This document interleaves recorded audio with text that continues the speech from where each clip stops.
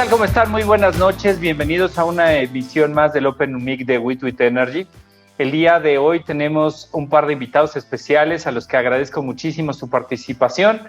Nos acompañan Eduardo Prudhomme de Gadex, John Padilla de IPD y estamos también, como siempre, Eric Sánchez, Bernardo del Castillo y su servidor David Rosales del equipo de WeTweet Energy. Muy bienvenidos sean todos ustedes. En esta noche vamos a empezar platicando de un tema muy importante, muy interesante, que es el plan de infraestructura. Como saben ustedes, esta semana el presidente Andrés Manuel López Obrador hizo un primer anuncio de 39 proyectos de infraestructura y se informó también que varios de ellos estarían disponibles para el sector energético. En particular, se hablaron de 5 proyectos que tienen un valor cercano a los 100 mil millones de pesos, redondeando un poco. Varios de estos proyectos son de transformación industrial, otro es de transporte y almacenamiento de hidrocarburos. Pero bueno, de alguna manera, varios de ellos son proyectos de los que ya se habían hablado en el pasado, de los cuales ya teníamos un montón de información. Y por eso, en esta noche vamos a platicar sobre los distintos proyectos, cuál es la opinión de nuestros expertos al respecto. Y en términos generales, lo que queremos platicar entre todos es cuáles son, por un lado, la viabilidad esperada para estos proyectos y por el otro lado, los riesgos que identificamos. Así es que adelante, voy a iniciar con uno de nuestros invitados, por favor. Eduardo, quisiera pedirte que nos platicaras, Eduardo Prudhomme, cuáles son tus opiniones de este anuncio y en general unas palabras iniciales sobre lo que esperarías encontrar en el futuro. Gracias, bienvenidos a todos, buenas noches.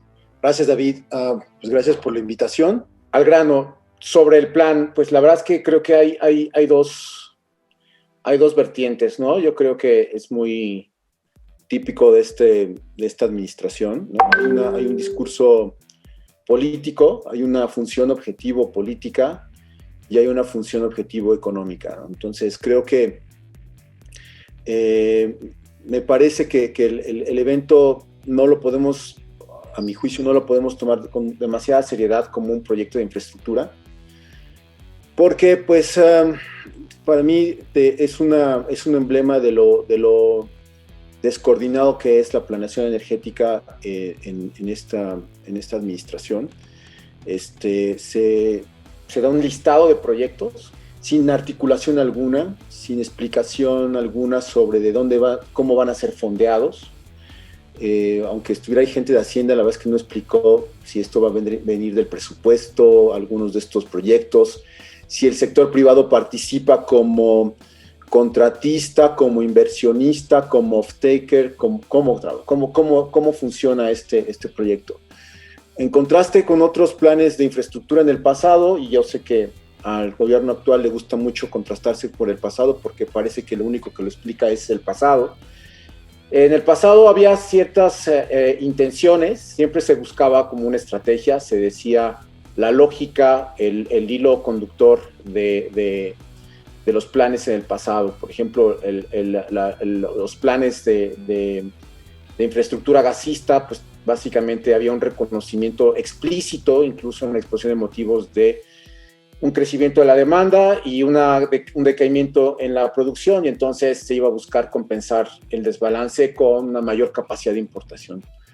Aquí en el aspecto energético, pues hay un poco de todo, y de hecho, escuchando un poco a Eric en un foro, lo apuntó muy bien. O sea, incluso seguimos con esta tradición muy mexicana de poner el sector petroquímico y el sector de fertilizantes como si fuese energético cuando no tiene nada que ver con la energía. Entonces hay un poco de todo en este gran listado.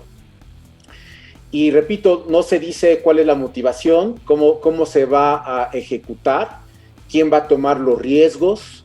Y además, cuando empieza uno a revisar ya a detalle los proyectos, a mí me llama la atención, obviamente, el gasista, el de licuefacción.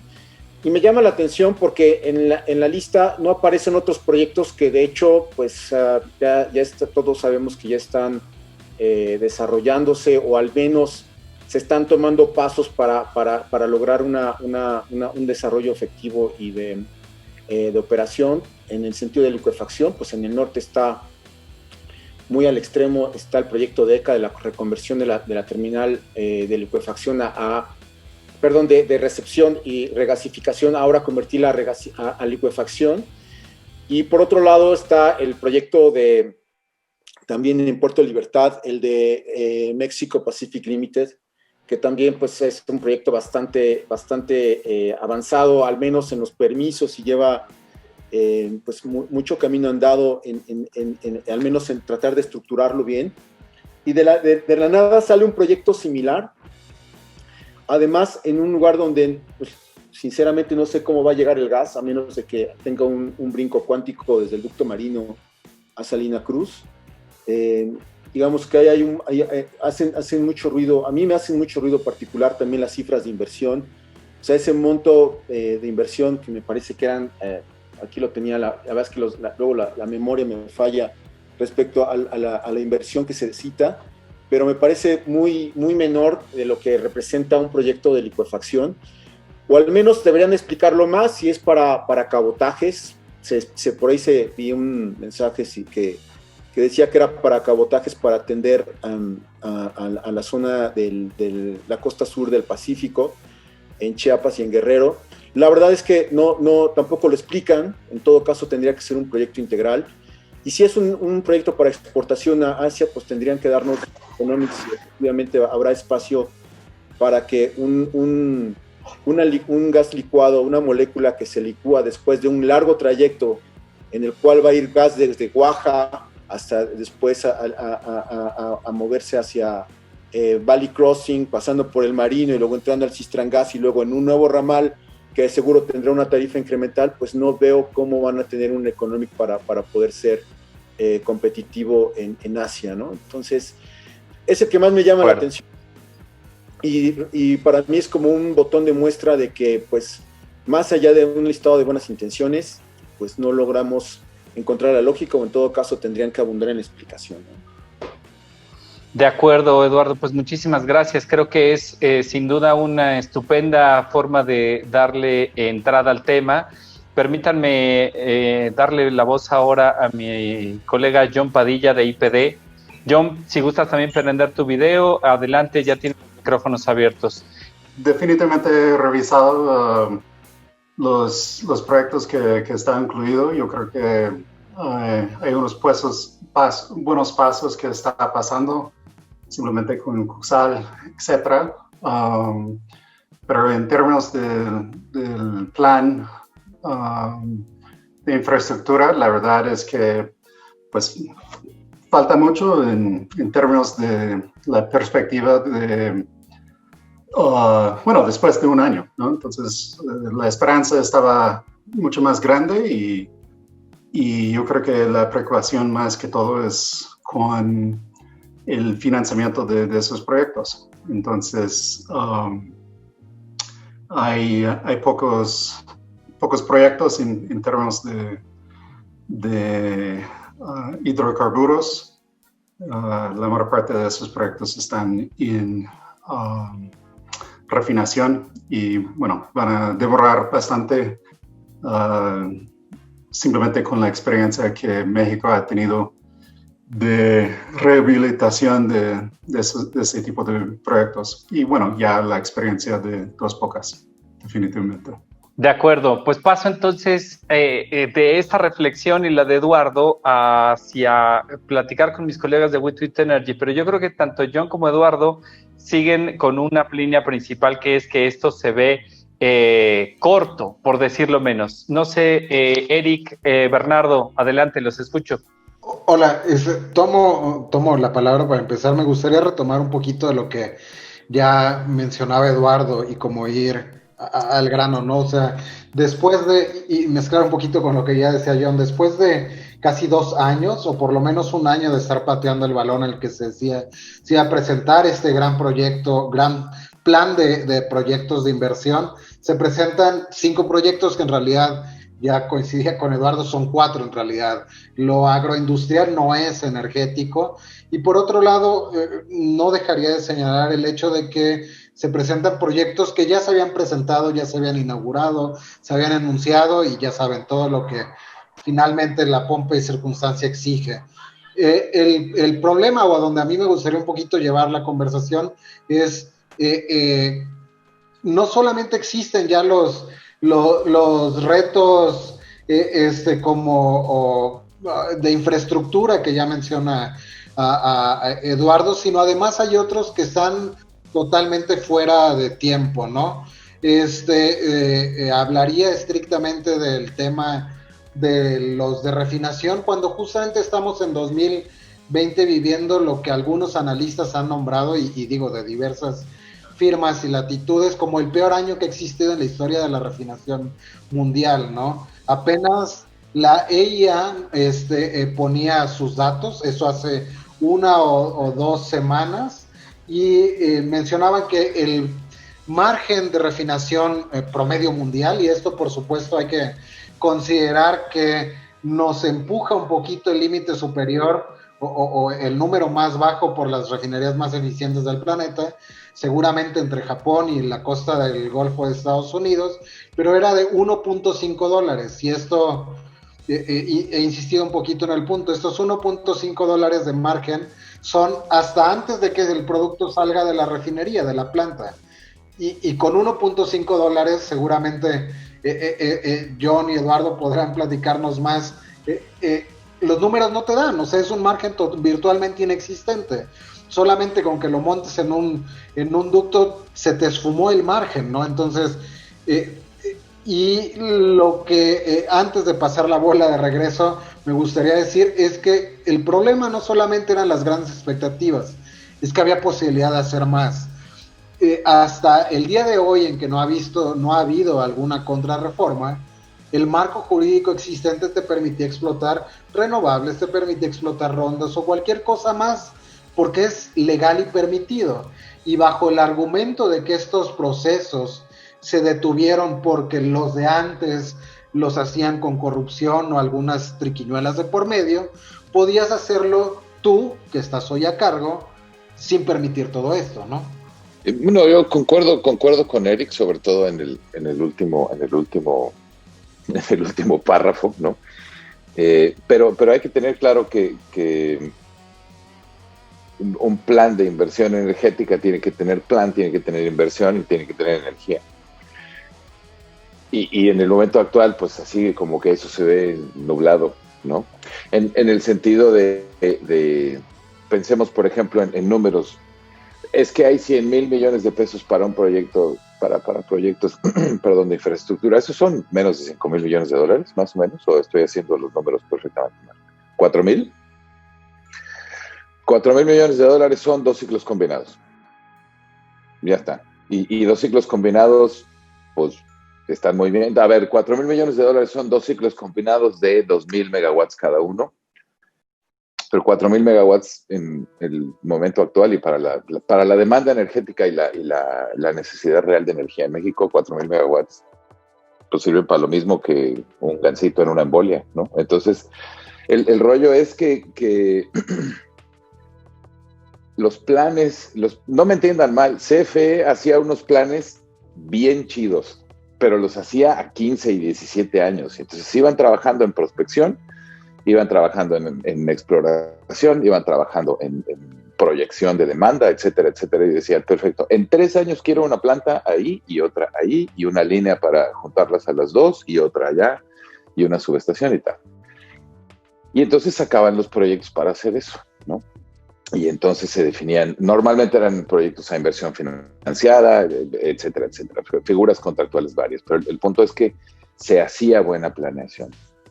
Y la hacía CFE toda, o sea, no había ahí, oiga, es que mire, yo pensé, no, CFE hacía la planeación, CFE hacía todas las proyecciones de demanda energética, CFE decía qué quería, dónde lo quería y cómo lo quería, y ya llegaban los Acciona y los Iberdrola y los Tequint y los etcétera de correspondientes a hacer los proyectos y ya está. Y luego se quedaban operándolos, vendiéndole energía a CFE a un precio fijo, de acuerdo.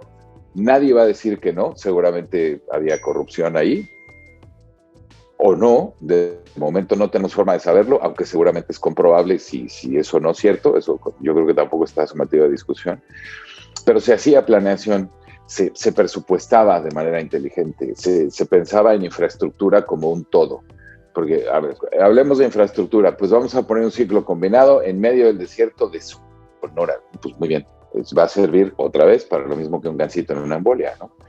Si va usted a poner 2 ciclos combinados, ponga las líneas, ponga las subestaciones, ponga las interconexiones, asegúrese de que tiene operadores, asegúrese de que tiene no nada más la infraestructura física, el personal para operar eso, los recursos de mantenimiento, etcétera. O sea, planificar para infraestructura no es planificar para construir 3 burradas y ponerlas ahí.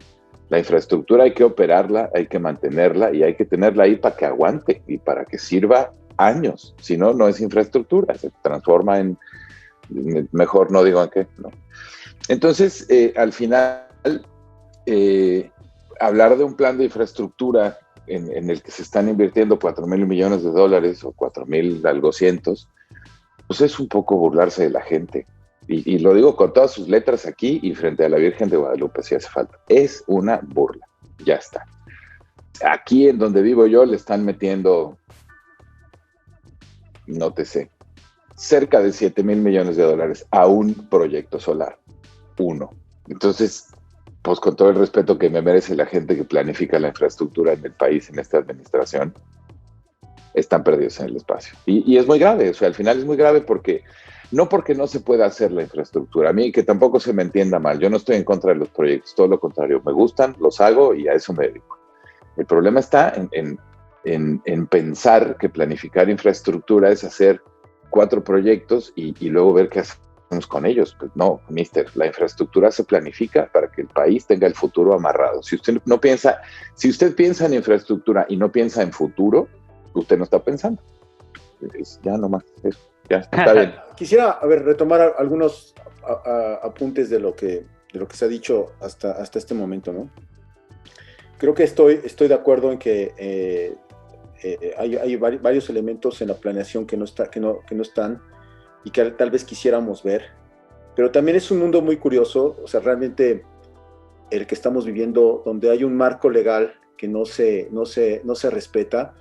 O sea, al final sí hay tiempos para la planeación, o sea, algo que no debemos de soslayar es, por un lado, el Prodecen tenía que haber salido en junio y no salió, o sea, realmente la planeación oficial, sí existen los cauces, que por cierto, si nos ponemos también muy neoliberales, creo que también es un vestigio de que no logramos realmente abrazar al mercado con todas las fuerzas. En el mercado no hay planeación, o sea, en Estados Unidos, en Texas, ERCOT no planea, de hecho es un problema coordinar a veces, ¿no? Cuando hay proyectos de renovables y que la transmisión está muy lejos, y alinear los incentivos para que las cosas sucedan en un mercado completamente abierto, la verdad es que es muy difícil.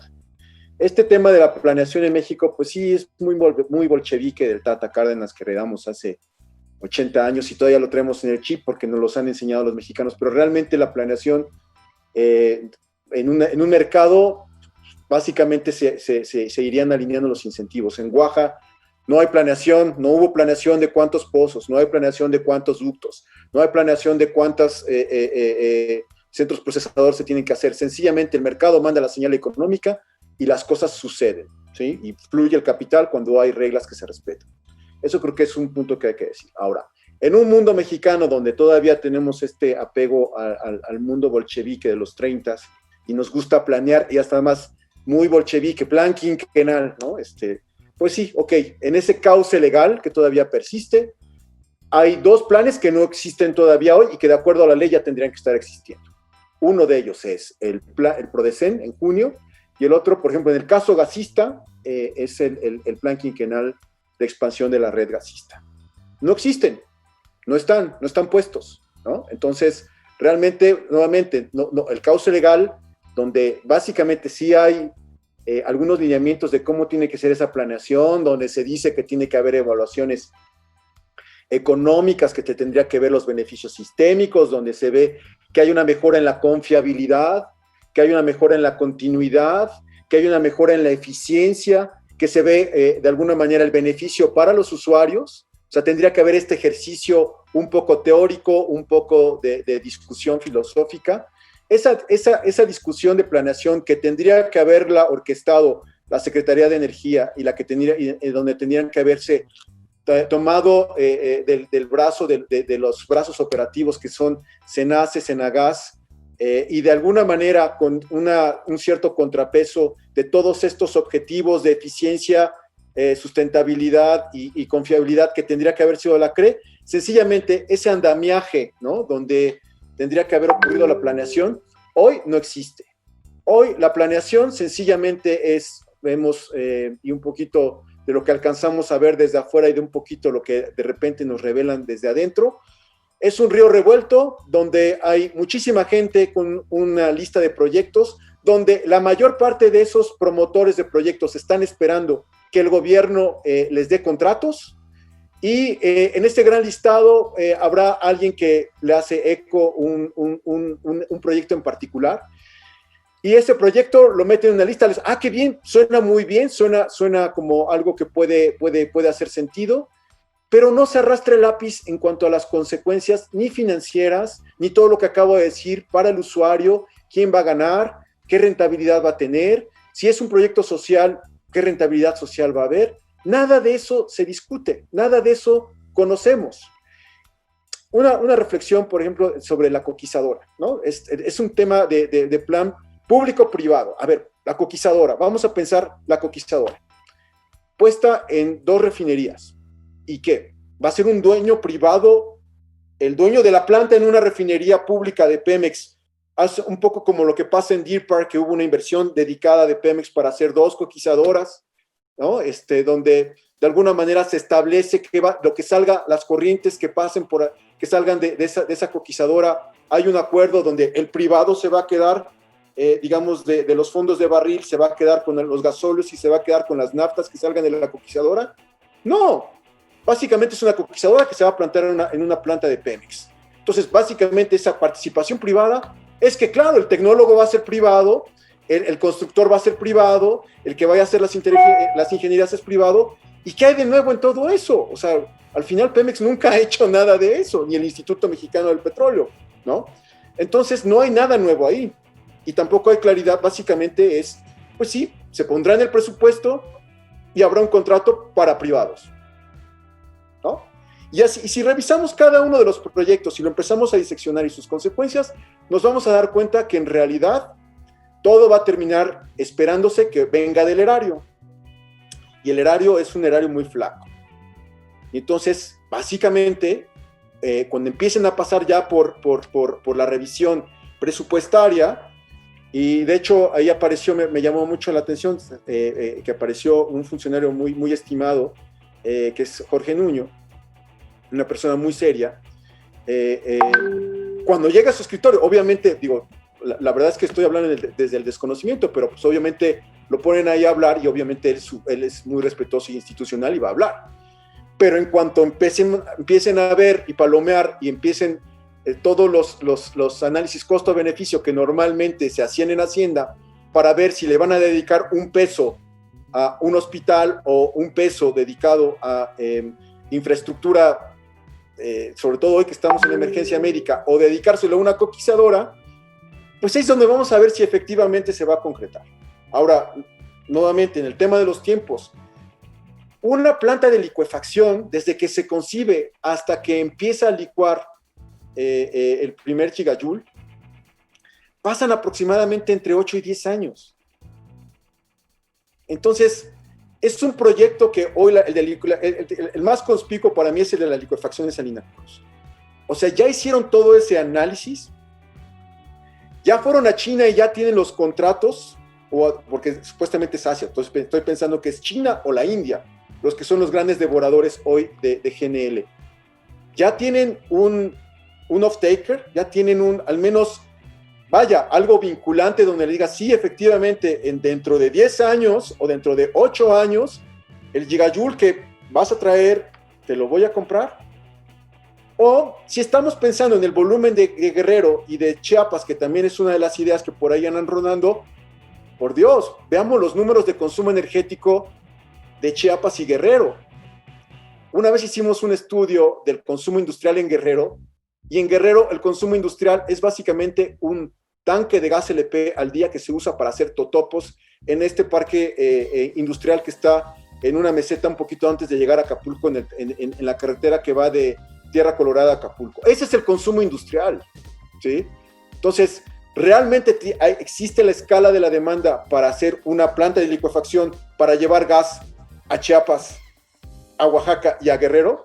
Entonces, nuevamente, o sea, es algo que está totalmente desarticulado. O sea, no hay demanda, no sabes dónde lo va a colocar. Y lo que me refería de que se iba a teletransportar. El ducto, el transísmico hoy tiene 90 millones de pies cúbicos de capacidad. Típicamente usa Pemex como 30 en un buen día, tiene reservado como 40. La verdad es que la refinería de Salina Cruz ha pasado por malos periodos operativos. Ese ducto va vacío.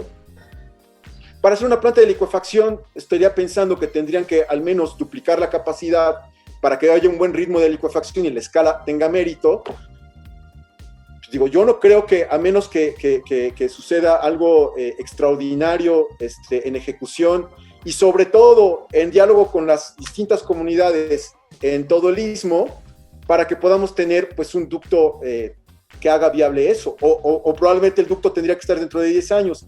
Tampoco lo mencionan, sencillamente está ese ducto que estaba heredado desde el plan quinquenal de la administración anterior, y este ducto iba a ser de 200 millones de pies cúbicos apenas.